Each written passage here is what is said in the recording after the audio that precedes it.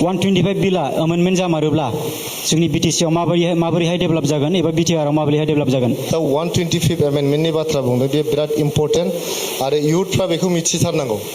125 एमेन्डमेन्टनि जे ड्राफ्ट बे ड्राफ्टखौ जोङो प्राय साब्रै साबा मानसि आंबो दङ, आं आब' प्रतिभा, सैथ' बसुमतारी, दानि एबसुनि आफादगिरि खोरोमदाव औवारी, जों ज' थांनानै दिल्लीयाव प्राय सप्ता खनसेनि बारा जों दिल्लीयाव थानानै बे ड्राफ्टखौ बानायनानै गभर्नमेन्ट अफ इन्डियानो जोङो साबमिट खालामनानै फैदों जे 125 एमेन्डमेन्टआ ओरै ओरै जानांगौ होननानै।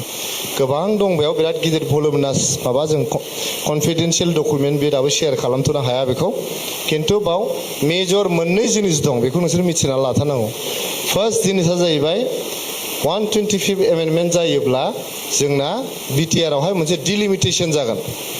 MCLA कन्स्टिटुएन्सिनि डिलिमिटेसन जागोन। 40टा कन्स्टिटुएन्सिनिफ्राय 60टा कन्स्टिटुएन्सिसिम 60टा जाथारनांगौ नङा, 60टासिम जोङो बेखौ लांनो हायो। एनिथिं बिटुइन 54, 55, 60सिम जोङो बोखोलांनो हायो। आरो बेयाव मा जागोन, दा जोंनावहाय बे मोनसे अबर' जाति जनगोष्ठीनि माजाराव दावराव जादों नङा होमबा? 40टा समस्थियाव जोंना 30टायानो STनि थाखाय रिजार्भ, बाव गुबुना गेलेनो हाया। बांसिन बर'फ्राल' गोलैयो बे 30टायाव। सेकेन्डलि जोंना मोनबाया जाहैबाय जेनेरेल रिजार्भ, मोनबाल' अपेन, मोनबाल' सिटआव बयबो गेलेनो हायो। बे अपेनावबो जों STफ्रानो बांसिन गेलेहैयो। ओंखायनो 60टा जायोबा जोंनाव जिहेतु 26टा जाति जनगोष्ठी दं, बे जाति जनगोष्ठीफ्रा इलेक्सन गेलेनो खाबु मोनगोन आरो जाति जनगोष्ठीनि गेजेराव दावराव दावसिया एसे खम जागोन। बे 40टानिफ्राय 60टा जानाया मोनसे। नेक्स्ट इम्पर्टेन्ट जोंहा दङ बे 125 एमेन्डमेन्टआव, बे जाहैबाय एमेन्डमेन्ट अफ आर्टिकल 280। आर्टिकल 280आ मा जिनिस?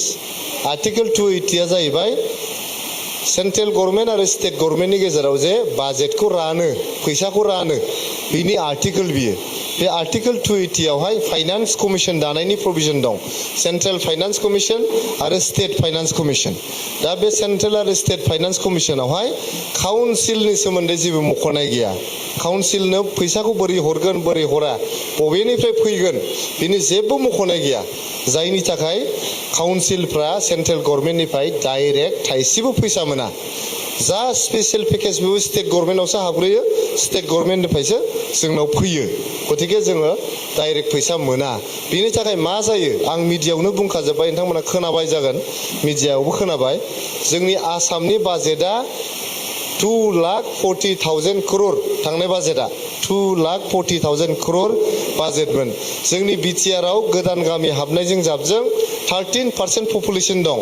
13% पपुलेसन रेशियोआव 2,40,000 crore फैसाखौ जों मोननांगौबा जों प्राय 30,000 crore मोननांगौ। 30,000 1 लाख करोड़ाव 13,000 करोड़, 2 लाख करोड़ाव 26,000 करोड़ आरो 40,000 करोड़नि 13%आ प्राय 4,000 करोड़ जायो। जोङो 30,000 करोड़सो मोनो। जों बेसेबां मोनो? जों मोनो 800 कोटी। बिटिसिआ मोनो 800 कोटील'। जों बेखौ डिमान्ड खालामबाय स्टेट गभर्नमेन्टआव जे फैसाया जोंना जोबोद खम जायो। मुम्बाइ बायदि सिटियाव मोनसे फ्लाइअभार मावनोनो 1500 कोटी नांगौ, मोनसे फ्लाइअभारावनो। कलकाता बायदियाव होमबा जोङो बे 40 लाख मानसि दङ, बे 40 लाख मानसिनि थाखाय मात्र 800 कोटी हरो। बेजों मा डेभेलपमेन्ट जानो जोंनावलाय? जेबो डेभेलपमेन्ट जाया जोंनाव।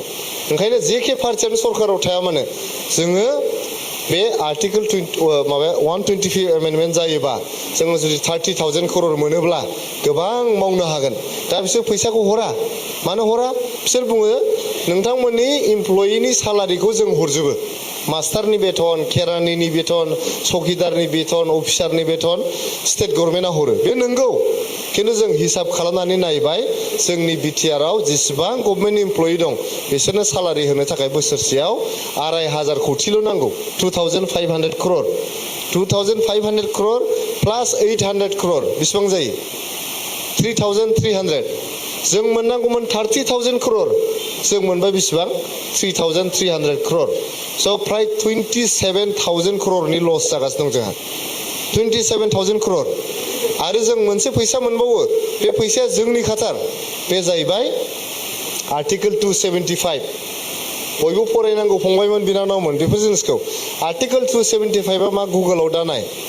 बियो tribal area development fund tribal area development फान्डआव हाजार करोड़ थायो बेनि फैसाया स्टेट गभर्नमेन्टआव हाबो स्टेट गभर्नमेन्टआ बेखौ मा खालामो मा खालामा जों जेबो मिथिया वेयर इज बिटिआरआ मोनसे ट्राइबेल काउन्सिल दिमा हासावआ मोनसे ट्राइबेल काउन्सिल कार्बि आंलंआ मोनसे ट्राइबेल काउन्सिल नङा होमबा दा बे ट्राइबेल काउन्सिलावसो बे फैसाया फैनांगौमोन बाव फैयाबालायनो स्टेट गभर्नमेन्टआव फैयो बेजों बिसोर ना चिफ मिनिस्टारनि फट' साफायो ना एसि लागायो ना अफिस लुयो रावबो मिथिया ओंखायनो जेलानाखि 125 एमेन्डमेन्टआ जायो जोङो आर्टिकल 280 निबो फैसा मोनगोन आरो जोङो 275 आर्टिकल 275 नि फैसाबो जों मोनगोन गतिके जों एराउन्ड जोङो 36,000 करोड़सो जों मोनगोन होमब्ला जोंनाव थोजासे फैसा फैगोन जों गोसो बायदि जों जोंनि बड'लेण्डखौ समायना रमायना जोङो बानायनानै लानो हागोन